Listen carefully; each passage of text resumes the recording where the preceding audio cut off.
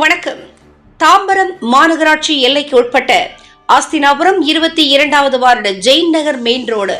இந்த சாலை ஆஸ்தினாபுரம் பேருந்து நிலையத்திலிருந்து நெமிலிச்சேரி, ராயப்பேட்டை மற்றும் 200 அடி சாலை ஆகியவற்றை இணைக்கும் சாலையாக உள்ளது.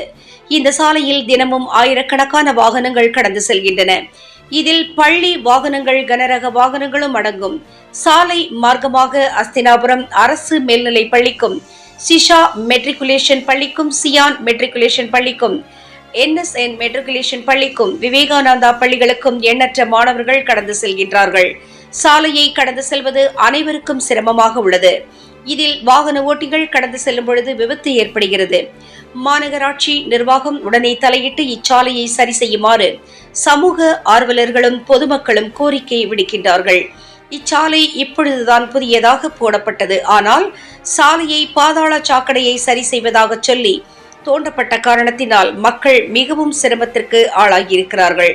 பொதுமக்களுக்கு யாரிடம் குறையை சொல்வது என்ற நிலையில் அவர்கள் குமரிக்கொண்டு இருக்கின்றார்கள். மாநகராட்சி ஆணையர்தான் இதற்கு உடனடியாக தீர்வு காண வேண்டும் என்று சமூக ஆர்வலர்கள், பொதுமக்கள் கோரிக்கை விடுத்துள்ளனர். செய்திகளை உடனுக்குடன் தெரிந்து கொள்ள தினமுகம் எக்ஸ்பிரஸ் செய்திகளை பாருங்கள்.